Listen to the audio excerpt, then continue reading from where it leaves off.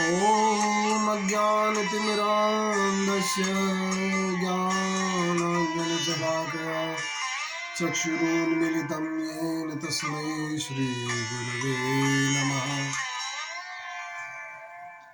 अखण्डमण्डलाकारं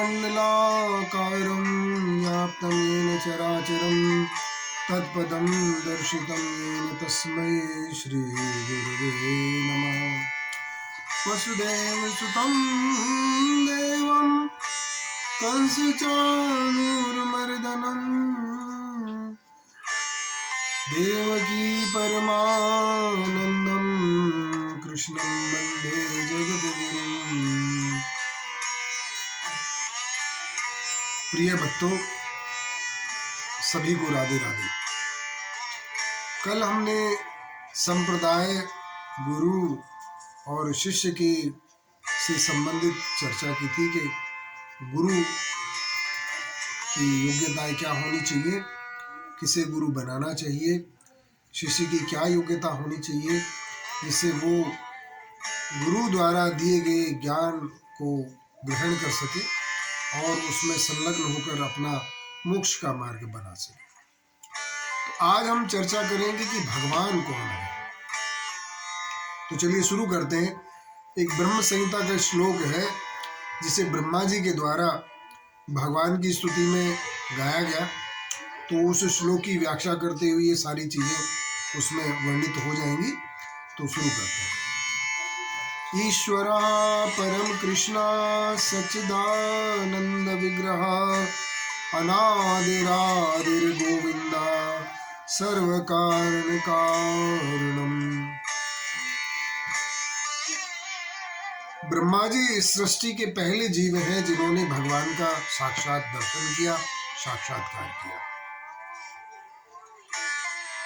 भगवान कृष्ण की लीला में ब्रह्मा जी को जब मोह हो जाता है तो भगवान उनको ग्वाल वालों के साथ विभिन्न प्रकार की खेल करते हुए वृंदावन के वनों में द्वादश काननों में विभिन्न प्रकार की लीलाएं करते देखकर ब्रह्मा जी को मोह उत्पन्न हो जाता है कि जो ब्रह्म अपने पीठ पर ग्वाल बालों को लाद कर खेल रहा हो वो ब्रह्म नहीं हो सकता। उनकी झूठन खा रहा हो बैठ करके उनके साथ में, वो ब्रह्म नहीं हो सकता। तो ब्रह्मा आदि भी उनकी माया से मोहित हो जाते हैं। तो ब्रह्मा आदि भी मोहित हो जाते हैं। तो इस लीला के अंतर्गत वो मोहित हो जाते हैं और मोहित होने पर वो उनकी परीक्षा लेने के लिए ये विचार करते हैं कि भगवान के जो गाय थी और उनके बछड़े थे उनको वो चुरा के और एक गुफा में जाकर बंद कर देते हैं। गुफा में उनको बंद कर देते हैं और ग्वाल वालों को भी अपहरण कर लेते हैं, उन सबको ले जाके वहां बंद कर। बाद में भगवान ने देखा कि उनके तो ग्वाल वाल और गाय सब गायब हैं। तो भगवान ने अपनी माया से उतने ही बछड़े बना दिए, उतनी गाय बना दी, उतने ही ग्वाल वाल बन गए और यथावत ये लीला कई महीनों तक चलती रही। और ब्रह्मा जी निश्चिंत होकर ब्रह्मलोक को चले गए। एक दिन उनके मन में ये विचार आया कि भगवान कैसे हैं, कृष्ण जो भगवान हैं उनके बारे में जरा देखा जाए, जाना जाए कि क्या हो रहा है ब्रज में, हाहाकार अभी तक मचा या नहीं मचा। तो भगवान ब्रह्मा जी धराधाम पर ब्रज में उतर कर नीचे आते हैं और देखते हैं तो सब लीला उसी प्रकार से जैसे पहले चल रही थी वैसे ही चल रही है। अब ब्रह्मा जी को जो मोह हुआ था वो दूर हो गया कि नहीं ये तो परम भगवान है। और जब उन्होंने उनसे क्षमा मांगी तो ब्रह्म संहिता के 29 श्लोक और 2 श्लोक और मिला दीजिए तो लगभग 31 श्लोकों में भगवान की उन्होंने स्तुति की। इन श्लोकों को ही ब्रह्म संहिता कहा जाता है। तो उसमें भगवान की विभूतियों का वर्णन उन्होंने किया। तो आज हम एक ही श्लोक पर चर्चा करेंगे यही इस सब का सार है। तो आप उस पर ध्यान दीजिए। अभी प्रारंभ करते हैं। ईश्वर परम कृष्ण। ईश्वर कौन है? ईश्वर का अर्थ होता है भक्तजनों नियंत्रक, नियंत्रण करने वाला। एथिस्ट और नास्तिक लोग ये बात कहते हैं कि संसार में जितने भी कार्य हो रहे हैं वो अपने आप हो रहे हैं। उनसे पूछा जाए कि सूर्य सही समय पर उदय होता है, सही समय पर अस्त हो जाता है, चंद्रमा सही समय पर उदय होता है, सही समय पर अस्त हो जाता है, और अन्य कितने ब्रह्मांड इस सृष्टि में घूम रहे हैं आकाश में, वो एक दूसरे से टकराते भी नहीं है। वहाँ पर जीवन है, लोग अपने कार्यों में व्यस्त हैं, और अन्य लोकों में भगवान की लीलाएं यथावत जारी चल रही है। तो इन सबको कोई ना कोई इसके पीछे शक्ति है, और जो शक्ति है परम नियंत्रक वो है भगवान स्वयं। तो ईश्वर का अर्थ होता है परम नियंत्रक।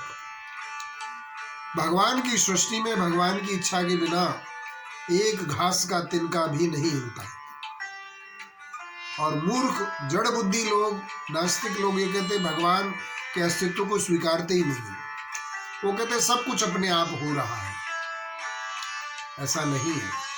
उन्हें जानना चाहिए कि अगर सब अपने आप हो रहा होता तो हम बहुत सारी चीज़ों में बदलाव इस संसार में नहीं देख पाते। वो थोड़े समय तक ही चलता है। ऑटोमेशन अगर आप देखिए किसी भी प्रकार का है वो थोड़े समय तक ही चलता है, वो भी जड़ पदार्थों में।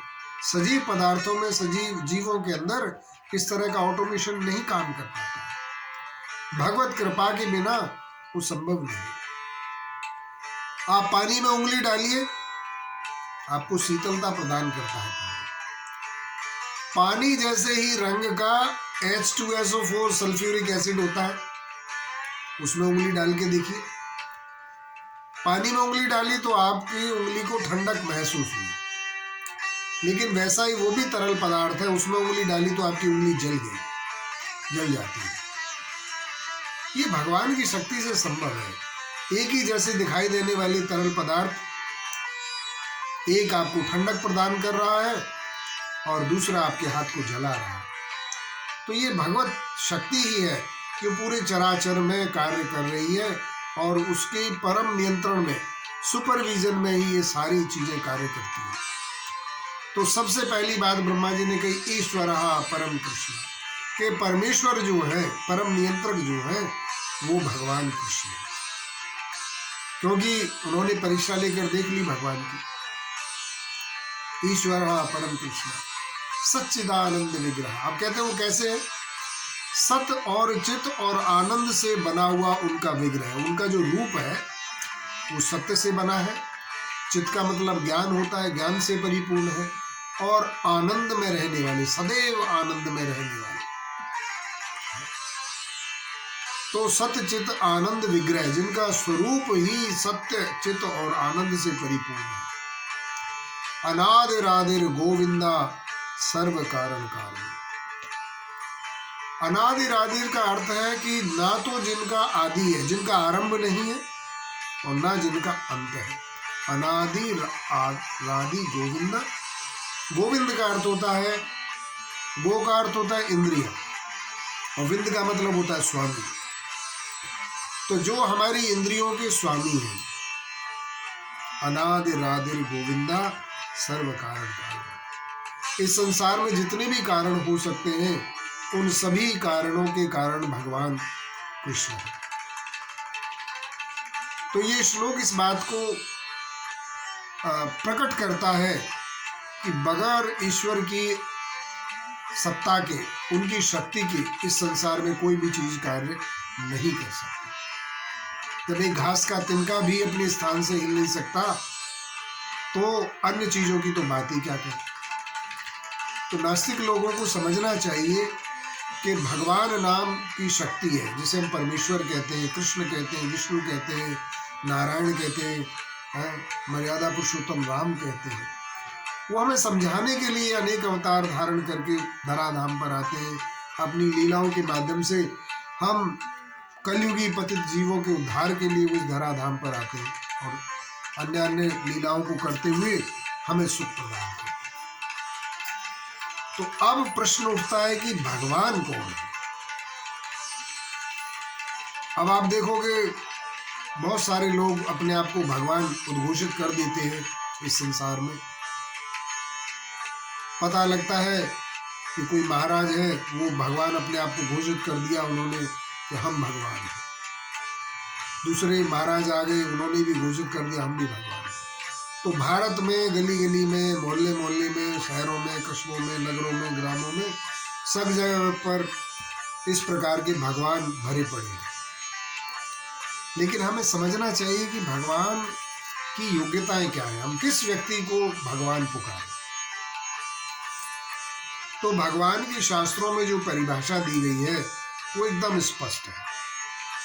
भगवान की परिभाषा शास्त्रों में इस प्रकार से दी गई है कि जिस जीव के पास असीमित मात्रा में, सीमित नहीं होनी चाहिए, असीमित मात्रा में 6 ऐश्वर्य जिसके पास पूर्णता में उपलब्ध हो, वह व्यक्ति भगवान, वह जीव जो है भगवान कहलाने योग्य है। अब वो 6 ऐश्वर्य कौन कौन से हैं?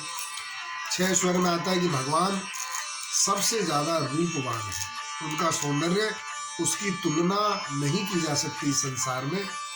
भगवान कृष्ण काले होते हुए भी सबको अपनी ओर आकर्षित करते हैं, इसलिए उनका नाम कृष्ण है। कृष्ण का मतलब ही है कर्षयति इति कृष्ण, जो आकर्षण कर ले सभी को, उसी का नाम कृष्ण है। तो भगवान का रूप जो है वो सौंदर्य इतना असीमित अप्रतिम है कि उसकी तुलना किसी अन्य से नहीं की जा सकती। भगवान के आपने तस्वीरों में, मंदिरों में दर्शन किए, विग्रहों में, कहीं भी आपको भगवान बूढ़े नहीं दिखाई देंगे, उनकी दाढ़ी मूछें नहीं दिखाई देंगी। क्यों? क्योंकि नव यौवनम च, भगवान हमेशा 16 वर्ष की अवस्था के सुकुमार बने रहते हैं। तो उनका सौंदर्य अप्रतिम होता है, अतुलनीय होता है। तो स्वरूप जो है वो बहुत सुंदर है। तो भगवान रूप की पूर्णता के सागर है।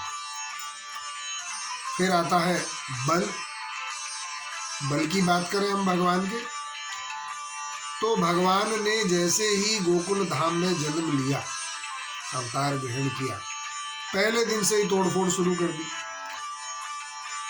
माता ने पलने में उनको लिटाया, गाड़ी के नीचे पलने में उनको बांध करके रस्सी से पलने में लिटा दिया, और उसके नीचे एक सक्टासुर नाम का राक्षस छिपा हुआ था, असुर छिपा हुआ था। भगवान जब 2-4 दिन के हैं, एक लात मारी और वो छकड़ा जिसके नीचे वो छिपा हुआ था, सक्टासुर नाम का दैत्य, वो उस छकड़े के नीचे दब करके मर गए। एक लात मारने से। जब 2-4 दिन का बालक ऐसा कृत्य कर सकता है, आप बताइए। चलो, ये तो एक है। कितने ही असुरों को, तर्णावृत को, धैनकासुर को, अरिष्टासुर को, हैं, कितने सारे, पूतना को, कितने असुरों दैत्यों का उन्होंने संहार किया बाल्यावस्था में। 7 वर्ष की उम्र में 7 दिन तक ब्रजवासियों की रक्षा के लिए गिरिराज पर्वत को धारण किया। उन्होंने चलो पहाड़ उठाया। इन भगवान जो क्लेम करते हैं, उद्घोषित करते हैं अपने आप को भगवान, उन भगवानों से को भैया एक ईंट इस छोटी वाली उंगली पर ऐसे उठाकर 10 मिनट रख के दिखाओ हमको। इस उंगली पर वो 10 मिनट एक ईंट, जो जिसका वजन मुश्किल से 5 किलो के लगभग होता है, वो एक ईंट इस उंगली पर नहीं रख सकती। जबकि भगवान ने 7 दिन तक, 7 वर्ष की सुकुमार अवस्था में 7 दिन तक इस 21 किलोमीटर यानी 7 कोस की परिक्रमा का जो गिरिराज पर्वत है उसको धारण किया, और सारे ब्रज के लोग, ग्वाल बाल, गाय और उनके वत्स सभी उनके नीचे आकर उन्होंने शरण ले ली और उनकी रक्षा भगवान ने की। तो रूप, बल। फिर आते हैं भगवान के तीसरे ऐश्वर्य के ऊपर कि भगवान सबसे ज्यादा धनी है। भगवान सबसे ज्यादा धनी है। ये द्वारकापुरी या नंद जी महाराज के महलों का वर्णन हमारे ग्रंथों में मिलता है तो सोने के महल बने हुए, उनमें हीरे जवाहरात मणि माणिक्य खम्भों में, सीढ़ियों में, छतों पर, जगह जगह पर लगे हुए हैं, सुशोभित हो रहे हैं। इस तरह का वर्णन हमारे शास्त्रों में मिलता है। और भगवान सबसे ज़्यादा धनी है। फिर आता है ज्ञान। ज्ञान की बात करें तो भगवान ने श्रीमद् भगवत गीता जैसा ग्रंथ हमें प्रदान किया। भगवत गीता के माध्यम से उन्होंने अर्जुन के मोह को दूर किया। कुरुक्षेत्र के युद्ध स्थल में भगवान से जब वो पूछता है अर्जुन कि भगवान ये मेरे सगे संबंधी हैं, ये लोग मुझे मारने को उद्यत खड़े हैं, युद्ध करने को तैयार है एक छोटे से राज्य के लिए, तो हम ऐसा घृणित कार्य क्यों करें? तो भगवान ने उन्हें गीता का ज्ञान देकर समझाया। गीता अपने आप में सारे वेदों, शास्त्रों, ग्रंथों का सार है। ऐसा ज्ञान इससे पहले किसी ने नहीं दिया। अब भगवान की पांचवी जो विधा है वो है कि भगवान योगेश्वर है। भगवान 16,108 रानियों को अपने महल में ऐसे नहीं एक ही कोठरी में सबको रख दिया या एक महल में सबको रख दिया। भगवान ने सभी रानियों के लिए अलग अलग महल बनवा रखे। इतने रानियों के साथ रहकर भी भगवान योगेश्वर कहे जाते हैं। तो भगवान के 5 ऐश्वर्यों के बारे में बताया। छठा ऐश्वर्य है त्याग। भगवान बहुत बड़े त्यागी हैं। माता यशोदा ने उनको पाला, माता देवकी ने उनको जन्म दिया, नंद जी महाराज, गोप ग्वाल, राधा रानी, अन्यान्य गोपियाँ ब्रज क्षेत्र में जब वो 11 वर्ष की अवस्था के बाद जब वो मथुरा चले गए कंस के आमंत्रण पर, तो उनको त्याग दिया। कहें कि मैं परसों लौट कर आ जाऊंगा, लेकिन भगवान फिर ब्रज में नहीं आए। जो गोपियां और राधा रानी ग्वाल बाल उनसे प्रेम करते थे, आज ब्रज में जगह जगह पर खारी पानी मिलता है। ऐसा बताते हैं कि ब्रज गोपियों के अश्रुओं का इतना पात हुआ, उनके विरह में गोपियां और राधा रानी ग्वाल बाल इतना रोए कि ब्रज में जगह जगह पर आप जाइए, आपको खारी पानी मिलेगा। मीठा पानी बहुत कम स्थानों पर ही उपलब्ध है। तो ऐसे प्रेम करने वाले गोपियों को उन्होंने त्याग दिया, राधा रानी को त्याग दिया। हालांकि राधा रानी तो उनकी अतरंगा शक्ति है, हमेशा उनके साथ रहती हैं, पर लीला करने में उन्होंने त्याग। और उसके बाद ये तो छोड़ो, फिर मथुरा वासियों को त्याग कर द्वारकापुरी चले गए। वहां जब उत्पात बढ़ने लगा यादव कुल का, उनके ही परिवार के लोगों ने अधर्म करना प्रारंभ कर दिया, तो उन्होंने उनको भी युद्ध करवा करके आपस में लड़वा कर मरवा डाला। यानी भगवान निष्प्रिय रहते हैं। इन सभी लीलाओं उदाहरणों से हमें पता लगता है कि भगवान बहुत बड़े त्यागी हैं। उन्होंने सहज ही इन सभी लोगों को त्याग दिया जो उनसे अत्यंत प्रेम करते थे। तो धर्म ग्रंथों में भगवान की ये परिभाषा दी गई है कि जिस जीव के पास ये 6 ऐश्वर्य रूप, बल, धन, ज्ञान, त्याग और योग, ये 6 ऐश्वर्य जिस जीव के पास असीमित शक्ति में विद्यमान हो, वह भगवान कहलाने योग्य है। और बाकी ये जितने भी भगवान बनते हैं, हो सकता है इनके पास 1-2 कुछ अंश, कोई सुंदर हो सकता है, कोई बलवान हो सकता है, कोई ज्ञानी हो सकता है, लेकिन पूर्णता किसी के पास नहीं है, जबकि भगवान पूर्ण है। भगवान पूर्ण है। भगवान के ये ऐश्वर्य उनके पास असीमित मात्रा में उपलब्ध है, जिनके माध्यम से उन्होंने अपनी लीलाओं के माध्यम से ये सभी लोगों को दिखाया। अपने ऐश्वर्यों का प्रदर्शन उन्होंने अन्य अन्य अवतारों में किया है। तो जितने भी लोग ये भगवान बनते हैं ये भगवान नहीं है। ऐसे लोगों को हमें भगवान नहीं स्वीकार करना चाहिए। जिनका शास्त्रों में वर्णन नहीं है वो भगवान कहलाने योग्य है ही नहीं। एक बार मुझे किसी ने कोई घटना इस प्रकार की बताई थी कि कोई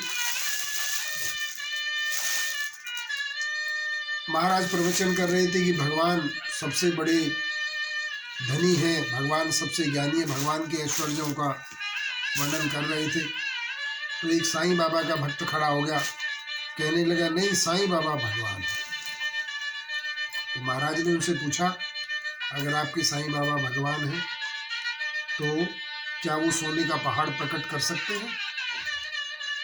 ये साउथ के कोई पुट्टा पुर्ती वाले साईं बाबा की बात कर रहा हूँ मैं, क्योंकि वो ऐसे जादू करते थे और सोने की अंगूठी, घड़ियाँ, कड़े, कुछ भी ऐसा सोने का सामान, चांदी का सामान वो हाथ में ऐसे प्रकट कर देते थे।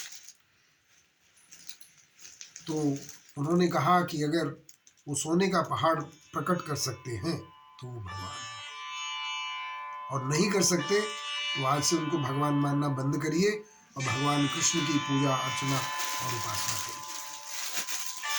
तो जितने भी लोग इस संसार में किसी के बहकावे में नहीं आए, कोई सिर हिलाकर कहेगा मैं भगवान हूँ, कोई उल्टा लटक कर कहेगा मैं भगवान हूँ, और विभिन्न प्रकार के अवयवों द्वारा दो चार चमत्कार दिखाकर कहने लगेगा कि मैं भगवान हूँ, पर आप उनके बहकावे में भ्रम में ना पड़े वो भगवान हो ही नहीं सकते।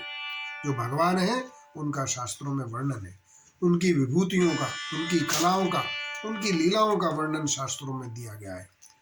अगर वो भगवान होते तो उनका नाम भी उन शास्त्रों में दिया गया होता। इसलिए आप लोग सदैव एकदम सटीक रहें इस विषय में कि जो भगवान बनने का प्रयास करते हैं उनको भगवान ना माने, कतई ना माने। ऐसे दुष्ट लोग जो है वो केवल भोली भाली जनता को बहकाते हैं। तो आप भगवान से संबंधित जो आपके विचारधारा है, विचार हैं कि भगवान कौन है, इस वीडियो के माध्यम से हमने उस पर चर्चा की। आशा करता हूँ कि आपको अच्छा लगा होगा और उसे आप सुनकर मनन करिए और अपनी विचारधारा को एकदम स्पष्ट बना लीजिए कि भगवान कौन है। आगे भी अन्य धार्मिक जो विषय हैं उन पर हम चर्चा करेंगे। अगर आपको ये वीडियो मेरा पसंद आता है तो उसे लाइक करिए, शेयर करिए और सब्सक्राइब कीजिए। जय जय श्री राधे।